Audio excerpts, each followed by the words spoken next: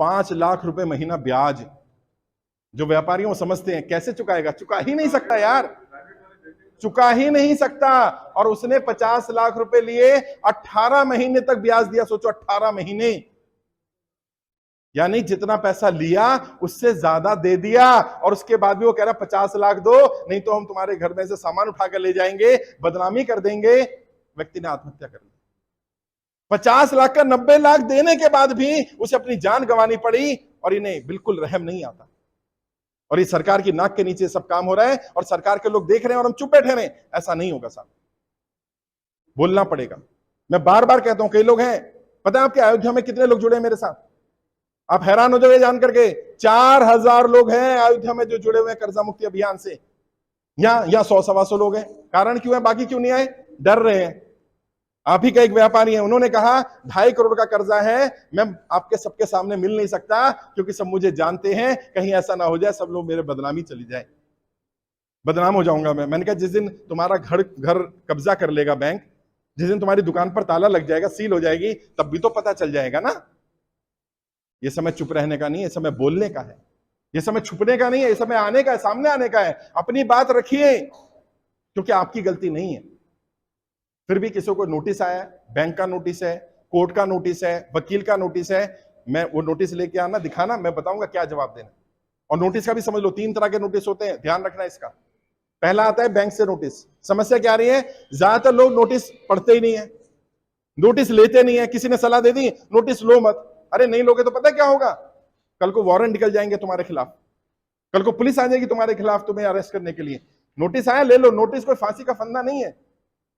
Notice आया ले लो। अब देखो कहां से आया, खोल करके देखो, उसमें लिखा होगा या तो बैंक का नाम, अगर बैंक का नाम लिखा है तो बैंक का नोटिस है। अगर एडवोकेट लिखा है, अधिवक्ता लिखा है, वकील लिखा है तो वकील का नोटिस है। अगर उसमें लिखा है न्यायालय, कोर्ट, सत्र न्यायालय, लोक अदालत, तो अदालत लिखा है, कोर्ट लिखा है, तो ये न्यायालय का नोटिस है। ये 3 तरह के नोटिस आते हैं। नोटिस का जवाब कैसे देना है? जो नोटिस बैंक से आएगा उसके लिए आप बैंक में जाकर रिटर्न में दो। रिटर्न में क्यों कह रहा हूं? क्योंकि बैंक क्या कर रहा है, बैंक आपको नोटिस देता है, आप जवाब नहीं देते, फिर एक नोटिस देता है, जवाब नहीं देते, फिर एक नोटिस देता है। बैंक आपकी फाइल बड़ी करता जा रहा है।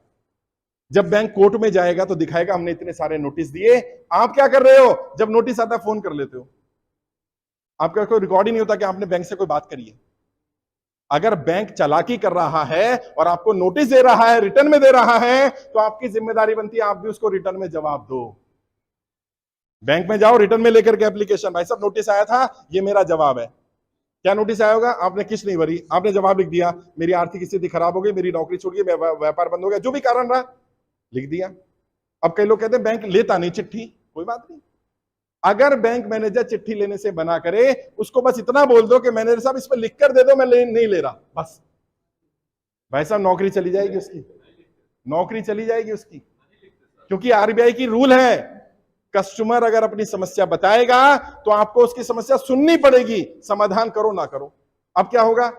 बैंक ने चिट्ठी नहीं ली, आपके पास फोन है, रिकॉर्डिंग कर लो बैंक में जाके, साहब मैं मैनेजर साहब के पास आया हूं, ये मैनेजर साहब है मना कर रहे हैं चिट्ठी लो, बस। और क्या करो? उसी चिट्ठी को स्पीड पोस्ट कर दो पोस्ट ऑफिस से जाकर, रसीद रख लेना, रसीद में डेट होती है, किस डेट को भेजी गई। अब क्या होगा? जब ये बैंक आपको कोर्ट में बुलाएगा, अब आप जज साहब के सामने दिखाओगे, जज साहब ये तो रहा वीडियो, मैं गया था बैंक, इसने मना किया था, ये रही मेरी चिट्ठी, ये रही रसीद, इस डेट को भेजी थी, बैंक ने जवाब नहीं दिया। अब क्या करो? तुम अपना केस मजबूत कर रहे हो, जैसे बैंक अपना केस मजबूत करता है। खासकर से जिनको प्रॉपर्टी का लोन है, जिनका मॉर्गेज है, हाउसिंग लोन है, गाड़ी का लोन है, बैंक क्या कर रहा है? बैंक की निगाह तुम्हारी प्रॉपर्टी पर, तुम्हारी गाड़ी पर है।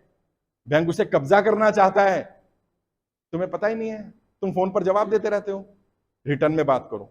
बैंक अगर लेटर नहीं लेता तो मैं आपको बता रहा हूं, आज के बाद आपका लेटर कोई मना नहीं कर पाएगा।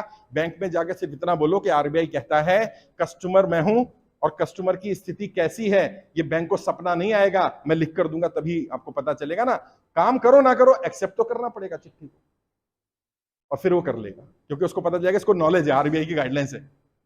अगर आपको मान लो ईएमआई नहीं भर पा रहे, अगले महीने आपकी ईएमआई जानी थी, इस महीने नौकरी छूट गई, समझ लो एग्जांपल, या मान लो व्यापार बंद हो गया। अभी एक केस आया मेरे पास, व्यक्ति की दुकान में आग लग गई, लगभग 30-35 हजार की ईएमआई जाती थी, आग लग गई, सब खत्म हो गया, अगले महीने ईएमआई नहीं जाएगी, पैसे नहीं है। वो कह रहा है मैं इंतजार करता रहा कि इंश्योरेंस वाले पैसे दे देंगे तो मैं ईएमआई भर दूंगा, मेरी ईएमआई बाउंस हो गई। मैंने कहा जब तुम्हें पता था आज आग लगी, अगले महीने 10 तारीख को ईएमआई लगनी है, आज 18 तारीख है, आपके पास 20 दिन का समय था, आप 19 तारीख को सबसे पहले बैंक में जाकर के जो आग लगी थी उसकी फोटो खींचकर दिखाते कि मेरे दुकान में आग लग गई है, मेरे लोन को कम से कम 6 महीने के लिए रोक दिया जाए। आपदा आने पर आरबीआई की ही गाइडलाइन से बैंक आपको समय दे सकता है, लेकिन आपके पास प्रूफ तो होना चाहिए। आपने बाउंस मत होने देना। अगर मान लो ईएमआई बाउंस होने के बाद तुम जाओगे तो बैंक को लगेगा आप डिफॉल्टर हो, अपनी बात को सफाई देने आए हो। मैं दोबारा समझो मेरी बात, अगले महीने ईएमआई जब बाउंस होने वाली है, नौकरी छूट गई, टर्मिनेशन लेटर है ना, बैंक में पहले ही चले जाओ ईएमआई बाउंस होने से पहले कि सर जी मेरे पास ये लेटर है, मेरे को नौकरी से निकाल दिया गया, जब आपने मेरा लोन दिया था तो मेरा देखा था ना, नौकरी कर रहा हूं, आज नहीं है नौकरी, सैलरी नहीं मिलेगी अगले महीने, मैं ईएमआई नहीं भर पाऊंगा, मुझे विकल्प बताओ। अपनी तरफ से कोई विकल्प मत देना, बैंक से पूछना क्या करूं मैं। बैंक आपको 3 विकल्प देगा। पहला विकल्प, अपना लोन रीस्ट्रक्चर कर लो जी। रीस्ट्रक्चरिंग क्या होती है? 2 बार आप अपने लोन को रीस्ट्रक्चर कर सकते हो, अपनी ईएमआई को कम करा सकते हो और ड्यूरेशन को बढ़ा सकते हो, या ईएमआई को बड़ा कर सकते हो, ड्यूरेशन कम कर सकते हो। मान लो आपकी ईएमआई जा रही है 50,000, आपको लगा नौकरी छूट गई, मेरे पास सेविंग है, थोड़ा बहुत दे दूंगा 25-30 हजार रुपए, तो क्या करो, उसको बोलो मैं 25,000 से ज्यादा नहीं दे पाऊंगा, मेरी स्थिति खराब है, मेरे लोन को रीस्ट्रक्चर कर दो। तो बैंक रीस्ट्रक्चर कर सकता है। मान लो वो फैसिलिटी नहीं देता तो बैंक दूसरी फैसिलिटी दे सकता है। दूसरी क्या होती है? लीन पीरियड। लीन पीरियड क्या होता है? 6 महीने से लेकर 2 साल तक का ऐसा समय जिसमें आपको ईएमआई नहीं पे करनी, केवल इंटरेस्ट पे करना है। मान लो आपकी ईएमआई जाती है 50,000, तो पता है इंटरेस्ट कितना जाएगा? 2,000 रुपए। अब आपको बैंक बोलेगा 2,000 रुपए महीना देते रहो अगले 6 महीने तक, 6 महीने बाद से ईएमआई चालू हो जाएगी। ये वाली फैसिलिटी ले लो। तीसरी फैसिलिटी क्या दे सकता है बैंक? बैंक कह सकता है कि ठीक है आपकी स्थिति खराब है, मैं 2 महीने 3 महीने के लिए आपकी ईएमआई को होल्ड पर डाल देता हूं। उस होल्ड पर डालने पर क्या होगा? ना इंटरेस्ट पे करना, ना ईएमआई पे करनी। जब 3 महीने 6 महीने में आपकी स्थिति ठीक होगी तब से ईएमआई चालू हो जाएगी, पुराना इंटरेस्ट भी देना पड़ेगा, थोड़ा पैसा ज्यादा जाएगा, लेकिन आपका डिफॉल्ट नहीं बनोगे। फिर भी बैंक ये सब बातें आपको बतानी चाहिए, नहीं बताता। क्यों नहीं बताता बैंक? क्योंकि बैंक को तो आपकी प्रॉपर्टी, आपकी गाड़ी, उस पर निगाह रहती है। और आप लोग भी एक गलती करते हो, 50 लाख प्रॉपर्टी की वैल्यू है, लोन कराओगे 10 लाख रुपए का। अब 10 लाख रुपए में अगर तुमने 50 लाख की चीज दे दी, थोड़ी देर के लिए बैंक की तरह सोचो, 10 लाख रुपए लिए, 50 लाख की चीज आ गई, तो आप क्या चाहोगे कि 10 लाख वापस आ जाए कि 50 लाख की चीज मेरे पास रह जाए? यही तो कर रहा है बैंक। तो क्या करो, या तो लोन लो मत, लेकिन जब भी लेना पड़ जाए जितनी वैल्यू है और जितना लोन बैंक दे सकता है मैक्सिमम ले लो, क्योंकि कल को दुख नहीं होगा कि अगर बाई चांस प्रॉपर्टी चली भी गई, चीज चली भी गई, तो कम से कम आपने पैसा यूज किया है। मैं वेस्ट बंगाल गया, क्या स्थिति है बताऊं? 4.5 करोड़ रुपए का लोन लिया बंदे ने, उसको पेनल्टी सरचार्ज बना के 6.5 करोड़ कर दिया गया और 15 करोड़ की प्रॉपर्टी बैंक ने हड़प ली। सोचिए, 80 साल के बुजुर्ग थे, मेरे पैरों में आके पड़ गए, रोने लगे, कहते बेटा मैं बताओ क्या करूं, ना मेरा घर बचा, ना मेरी फैक्ट्री बची, और अभी भी ऊपर से कहने 1.5 करोड़ रुपए और दो, मैं कहां से दूं? और ऐसा हर जगह हो रहा है। क्यों? क्योंकि आपकी प्रॉपर्टी की वैल्यू ज्यादा है, आपको पैसा कम चाहिए होता है, आप सोचते हैं कम ही ले लिया जाए। तो कम लेना है तो क्या करो, उसका भी तरीका है। मान लो आपकी बिल्डिंग है, बिल्डिंग की वैल्यू 30 लाख रुपए है, आपको चाहिए 10 लाख, तो क्या करो, बिल्डिंग के 3 फ्लोर हैं तो 1 फ्लोर रखो, 1.5 फ्लोर रखो, बाकी बचाकर रखो, ताकि कल को सील होगा तो कुछ बच जाएगा। और उसके लिए एग्रीमेंट बन जाता है, उसके लिए जरूरी नहीं रजिस्ट्री करानी पड़े, एग्रीमेंट बन जाता है उसका, किसी वकील से बात कर लोगे वो सलाह भी दे देगा। प्रॉब्लम क्या है, कोई सिखाता ही नहीं लोगों को कि कैसे तुम फंसे और कैसे निकलोगे। कर्जे की दलदल में फंस गए तो घबराना नहीं है, मैं आपको ट्रेनिंग भी दे रहा हूं, कर्जे से बाहर निकलने के 20 तरीके की ट्रेनिंग यूट्यूब पर डाली गई है, उसको अटेंड करो। मेरी टीम काम कर रही है, लीगल टीम काम कर रही है। आज आपके जो नोटिस आए होंगे, जो भी दिक्कत आएगी, सबसे 1 to 1 बैठूंगा, चाहे 1 घंटा लगे 2 घंटे लगे, सबसे बात करूंगा और आपकी प्रॉब्लम सॉल्व करूंगा। लेकिन कर्जा माफी तक ये आंदोलन चलता रहेगा, लंबी लड़ाई लड़नी है हमें, क्योंकि अभी बहुत सारे लोग हैं जिन तक मैं पहुंचा नहीं हूं। मैं अयोध्या आ गया, एक जगह मिल लिया, मैं तुम्हारे गली मोहल्ले में नहीं आ सकता, तुम जा सकते हो। तो क्या करो, अपने गली मोहल्ले में हर व्यक्ति को बताओ देश में निःशुल्क कर्ज मुक्त भारत अभियान चल रहा है। अभियान पूरी तरह निःशुल्क है, 1 रुपया भी नहीं लिया किससे, नहीं लिया ना, लिया भी नहीं जाएगा। और अगर कोई कर्जा मुक्ति अभियान के नाम पर 1 रुपया भी मांगे, तुरंत पुलिस में कंप्लेंट कर देना। लोग वैसे ही परेशान हैं, उनसे पैसा लिया जाए, ये तो इंसानियत के खिलाफ बात हो जाएगी यार। फॉर्म भरने के नाम पर, ट्रेनिंग के नाम पर, रजिस्ट्रेशन के नाम पर 1 रुपया भी नहीं लिया जाएगा। यह अभियान पूरी तरह से निःशुल्क था, निःशुल्क है और हमेशा निःशुल्क रहेगा। मैं लड़ूंगा आपकी लड़ाई, और जो हमने नारा दिया है वही नारा हमारा नारा है जो मैंने जंतर मंतर से दिया। क्या? जनता का कर्जा माफ करना पड़ेगा। क्या है जी? जनता का कर्जा माफ करना पड़ेगा। जोश एनर्जी, जनता का कर्जा माफ, जनता का कर्जा माफ, जनता का कर्जा माफ। हमारी किसी से लड़ाई नहीं है, जनता का कर्जा माफ करना पड़ेगा। जनता कर्जे की दलदल में फंसी हुई है। एक एक व्यक्ति, घर में जाओगे ना, परिवार के परिवार आत्महत्या क्यों कर रहे हैं? क्योंकि क्या करे, वो बाहर देखता है तो समाज में बदनामी हो रही है। बैंक बाहर घर पे लिख जाता है, बोर्ड लगा जाता है, ये प्रॉपर्टी बैंक में गिरवी रखी गई है, उसने बच्चे की शादी करनी है, बेटी की शादी करनी है, रिश्तेदार आने वाले हैं, घर के बाहर बोर्ड लगा गया। शर्म है ही नहीं कोई। बहुत सारी जगह मैंने देखा रिश्ते टूट गए।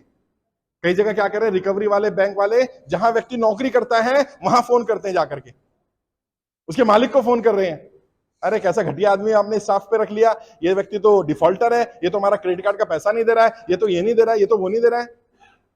जहां उसकी रिश्ता हुआ है वहां पे फोन कर रहे हैं, अरे कैसे यहां पे रिश्ता कर दिया आपने, ये तो व्यक्ति डिफॉल्टर है। मतलब एक ईएमआई ना हो गई, पता नहीं क्या कर दिया उसने, कौन सा गुनाह कर दिया यार। अब ये चलने वाला नहीं। घबराना नहीं है, परेशान नहीं होना, डरना नहीं है किसे। अगर कोई बैंक वाला, एनबीएफसी वाला, रिकवरी एजेंट आपको धमकी देता हो, गाली गलौज करता हो, बदतमीजी करता हो, वीडियो रिकॉर्ड कर लो उसका चुपचाप, कुछ कहने की जरूरत नहीं है। और अगर कोई बैंक वाला आपके घर पर आता है, पहली बात तो बिना आपके एक विजिट लेटर के वो घर नहीं आ सकता। जब भी कोई घर आए ना, उसको बोला विजिट लेटर दिखा। बैंक में 100 एम्प्लॉई हैं, 100 एम्प्लॉई हैं, 100 के 100 आपके घर नहीं आ सकते। विजिट लेटर होना चाहिए, सुन लो पहले, विजिट लेटर होना चाहिए, आई कार्ड होना चाहिए उसके पास। अगर आई कार्ड नहीं है तो भी नहीं आ सकता। आई कार्ड का मतलब है कि वो नौकरी पे है, पता चला उसे नौकरी से निकाल दिया गया और वो किस्त लेके जाया जा रहा है। हुआ है ऐसा कई जगह, नौकरी छूट गई उसकी और किस्त लेता रहा, बाद में रिकॉर्ड में पता चला किस्त जमा ही नहीं कराई उसने। आई कार्ड होना चाहिए। अगर वो कहता है मैं बैंक का एम्प्लॉय नहीं हूं, मैं रिकवरी एजेंसी से आया हूं, कोई बात नहीं, एजेंसी का आई कार्ड होना चाहिए। एजेंसी को वर्क ऑर्डर होना चाहिए, काम दिया है कि नहीं दिया रिकवरी का, प्लस उसके पास डीआरए का सर्टिफिकेट होना चाहिए। डीआरए क्या है? डेप्ट रिकवरी एजेंट। जो एजेंट बनते हैं जो रिकवरी के लिए, उनको एक सर्टिफिकेट लेना पड़ता है, बिना सर्टिफिकेट के वो रिकवरी का काम नहीं कर सकते। थोड़ा अपने अधिकारों को जानो, जागरूक नागरिक बनो। बाकी मैं वीडियोस बनाता रहता हूं तुम लोगों के लिए, जानबूझ करके बनाता हूं ताकि तुम उनको सुनकर नॉलेज इकट्ठा करो, तुम्हें पता रहे क्या करना है क्या नहीं करना, तुम्हारे क्या क्या अधिकार हैं। घबराना नहीं है, परेशान नहीं होना। अभी ज्यादा समय नहीं है क्योंकि आपसे 1 to 1 भी मिलना है। किसी के पास कोई नोटिस आया अगर बैंक का किसी तरह का भी, तो 1 to 1 मिलूंगा। आपने अपनी अटेंडेंस लगा दी होगी, नाम और फोन नंबर और कितना कर्जा उसमें लिख दो, 1 to 1 मिलूंगा आपसे। नोटिस दिखा देना, अगर नोटिस अभी नहीं है तो व्हाट्सएप पर मंगा लो। नोटिस देख करके मुझे आसानी होगी आपको गाइड करने में कि नोटिस कहां से आया है और जवाब कैसे देना है। मैं आपकी लड़ाई लड़ रहा हूं, मैं आपका भाई, आपका दोस्त, आपका बेटा, जो भी आप बोलना चाहें, बस आप ऐसी दुआ देते रहिए। मुझे कुछ नहीं चाहिए, बस आपका ये साथ, आपका सहयोग, आपका प्रेम मिलता रहेगा। मुझे पूरा विश्वास है सरकार को हमारी बात माननी पड़ेगी।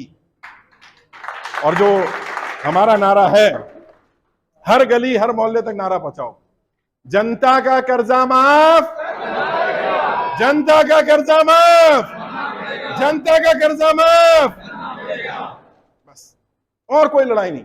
किसी नेता का नाम मत लेना, किसी पार्टी का नाम मत लेना, किसी के खिलाफ नहीं, किसी के फेवर में नहीं। जनता का कर्जा माफ, हम जनता के साथ। बहुत बहुत शुक्रिया, धन्यवाद। मुलाकात करते हैं आप सबसे। बहुत बहुत